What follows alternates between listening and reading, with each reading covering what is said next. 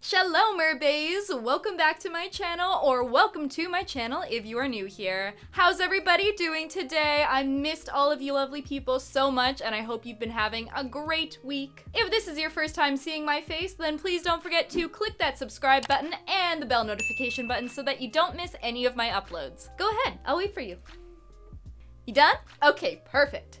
I make new videos here on my channel every single Friday-ish. In today's video, I am going to be answering one of my most frequently asked questions, which is, how? Why? How did you go from being a regular land-walking human being to a mythical mermaid as a hobby / as a profession and all of that good stuff? And without any further ado, let's just dive right into this video. So we are going to start at the very beginning from when I was a wee babby. My first house was actually right on the water. It was a waterfront home. I live in the Vancouver area in British Columbia, Canada. So we actually had a dock, we had a boat, and right, past my backyard, it was a beach that just stretched on and on and on. There was all these waterfront houses. And it wasn't like a nice sandy beach that, is good for tanning, really. It's not super warm in Vancouver, but it's also not super cold. It's not like igloos and snow and all that. But I literally grew up with the ocean in my backyard. So I always loved the ocean. I spent so much of my childhood on that beach, playing, exploring, collecting seashells, collecting sea glass, building forts, playing Survivor.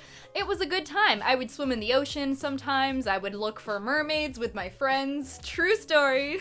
And I just always loved the ocean. The beach always felt very safe and like a second home to me. I didn't really have that many friends growing up. I had two really good friends who are still my friends to this day, but I was never popular. I wasn't always having playdates and hanging out with people. So a lot of days after school, at least 4 times a week, I'd say, I would spend my afternoons walking on the beach and doing all those things, collecting shells, looking for mermaids, and I spent hours and hours out there, every day almost. When I got a little bit older, my dad built us a pool in the backyard. I don't think I have any videos on this channel in that pool, but I do on my old channel, The Blue Scales, if you're interested to see what that pool looked like. But I think I was about 7 years old when that pool was built, and I absolutely loved it. I would swim all the time in the summer. My sister and I and my friends, we would always play mermaids, swimming with your legs together. I always loved movies like The Little Mermaid and The Little Mermaid 2, and of course Aquamarine. Such a good movie. I think those were the main mermaid things that I watched as a kid. I didn't watch H2O until I was about 12 years old. But basically what I'm saying is I always loved the ocean, I always loved swimming, I always loved mermaids and Disney princesses and everything that kind of goes along with that. In the summer before grade 7, we found out that my dad had cancer. And don't worry, he's fine now. He's been cancer-free for several years.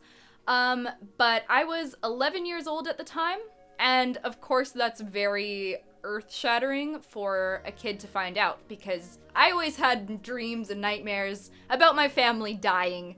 That was a common theme for me. So I went from being a very happy, carefree kid to being quite depressed, and it was a really, really sad and dark time in my life. My parents also didn't want me to tell anybody at school about it because they didn't want to be like a big pity party. My dad just didn't want any attention brought to it, which I understand.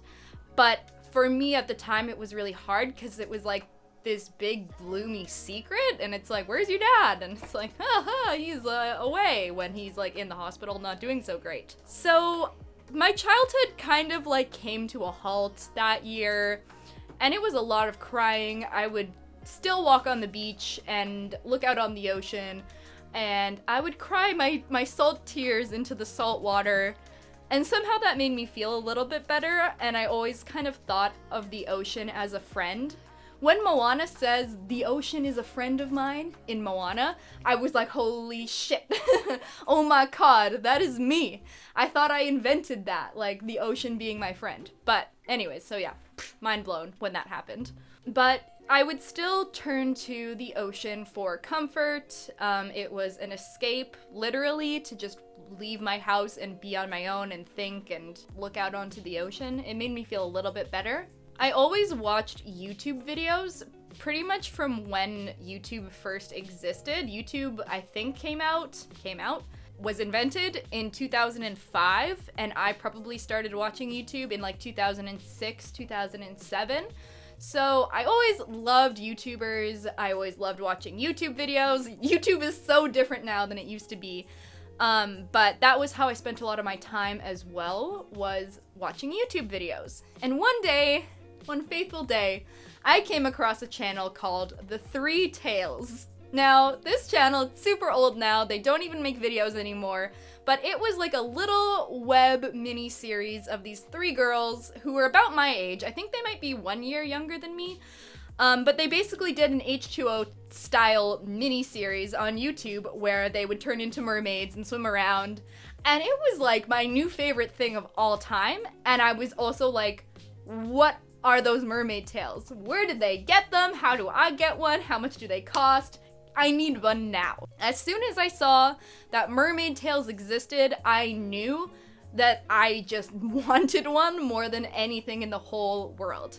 And I found other mermaid YouTube channels like Secret Life of a Mermaid, there was another show called The Scales, and a few other ones as well as like just general like mertailer swimming in the Florida Springs, like different mermaids swimming around. So mermaids kind of became a life raft to me, and it was something for me to fixate on, something to distract me, and something that made me feel like a kid again, and it brought a lot of magic and wonder and excitement back into my life, and I'm really grateful for having discovered mermaiding. I begged and begged and begged and asked my parents, I'm like, can I please have a mermaid tail? I figured out that the tails that the girls on the Three Tails had were from Magic Tail. Are you dreaming to swim like a mermaid? To dive elegant in the magic underwater world? And I was like, oh my god, I can buy one. This is the thing. They're from Germany, but like we can get it shipped here. Please, mom and dad, please. And for the first couple of months, they said no. They were like, that's really weird. Why do you want that? Aren't you too old for that? Lol. I was 12. They thought I was too old for it then. Here we are, 10 years later. But eventually, I believe they gifted me one of the Magic Tail mermaid tails, my first mermaid tail, for my grade 7 graduation present. I'm pretty sure that's the time that it happened, so about June of 2011, I believe it was. So I got this mermaid tail, I swam in it all the time, I absolutely loved it. As soon as I went swimming in a tail for the first time, it just felt so magical and so right, so comforting, and I just have loved it ever since. I remember there were some mean girls in my grade who actually made fun of me for mermaiding at the time. So I kind of decided to keep mermaiding a secret from my friends, especially going into high school. So going into grade 8, going into high school, I wanted to keep the mermaid thing a secret. I put the mermaid tail in the closet. I was a closeted mermaid. And I only ever told my friends when I got really, really close with them, and I was, like, pretty sure that they weren't gonna make fun of me for it. And a lot of my friends in high school ended up loving it as well. They got so on board. Several of them actually tried to make mermaid tails themselves. We talked about filming a Little Mermaid show like the Three Scales, but it just never happened. The Three Tails, not the Three Scales. But yeah, so a lot of my high school friends were actually super cool about it. They tried out some of my tails, and it was a good time. My best friend Ethan actually has 2 tails of his own now, and I just eventually stopped caring what other people thought, which is not easy to do, especially in high school when you feel like your every move is being judged. So 2 years after getting my first tail, I got a partial silicone mermaid tail from the Mertailer. It was a gold and orange colored tail. Unfortunately, it never really fit me very well, so I only swam in that tail like twice, I think. I got another tail from Magic Tail about a year or 2 after that, as well as a blue partial Mertailer silicone tail that had the monofin separate from the tail skin, if you remember those. I think that was my third or fourth. That was my fourth mermaid tail. So it went magic tail, mer-tailer, magic tail, mer-tailer. And that tail was really great. It really made me feel like a lot more legit and real. And I actually tried to trick a couple people with it. Like my friends would bring their boyfriends over to my house to go swimming. And I'd be chilling in the pool in my tail and be like, what's up? And they were like, what the hell is going on here? It was a good time. I didn't get my next tail until I had graduated, and I got my pink mythic tail for Christmas in 2016. 2016 going into 2017. And at that point, I kind of discovered that mermaiding was like, it had a community online, and that people had mersonas, people had designated Instagram accounts for their mermaiding. So I decided to get in on that. Once I got that mythic tail, I was so fully back into mermaiding again, and I didn't want to flood my regular Instagram account with only mermaid pictures. So I initially picked the name Mermaid Freya, who is a Norse goddess, and I just thought that was a cute name. I liked that. I kept that name for a couple of months, and I started to grow my little Instagram account. And I have always loved the video games The Legend of Zelda, and I just searched Mermaid Zelda to see if anything would come up, and lo and behold, nothing came up. Nobody had taken that name yet. I think I actually chose that name because I saw another mermaid named Mermaid Kairi, and Kairi is a video game character from Kingdom Hearts, which is another one of my favorite video games. And I was like, wait a minute, she did Kairi, Mermaid Kairi. I should have thought of Mermaid Kairi. And then I was like, what other video game character names are there that I really like? And ding ding ding, Zelda, it wasn't taken, and thus Mermaid Zelda was born. And I just continued to grow my mermaid tail collection and my social media following ever since then. After I got the pink mythic tail, I got the Ariel green mythic tail, and after I got that, I got the custom Sailor Moon mer-tailer tail, and now I've got a bunch of fantasy fins and whimsy tails. I have a custom Shop Vancouver mermaid tail. I have a custom whimsy mer-tailer tail, which you guys haven't really seen that much of yet. It's the Elsa tail, so don't worry, I'll be making videos about that tail soon. But yeah, so it was a very slow process. I have now been mermaiding for a grand total of 10 years. I started when I was 12, now I'm 22. And now I actually do mermaid birthday parties when there's not a pandemic going on.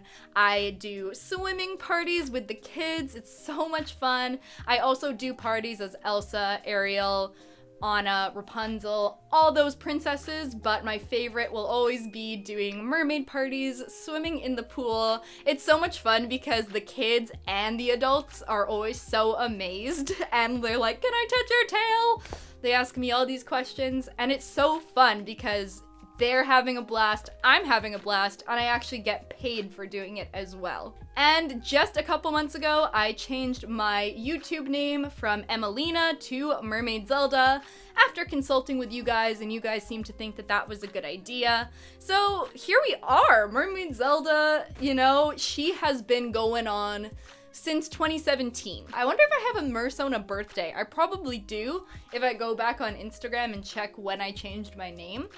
But that is my mermaid story. That is how I became a mermaid. That's how I discovered that mermaiding existed and got my first tail. And I've got all these mermaid tops, mermaid jewelry, and it's been a really great time. And I got to teach Natalia Taylor how to be a mermaid, and life is crazy. Life has been good. Mermaid Zelda has opened a lot of doors for me, and it just feels so right. And I can't emphasize enough that doing what you love to do is so worth it. Trying new things that you're interested in is so worth it because you never know where it's gonna take you.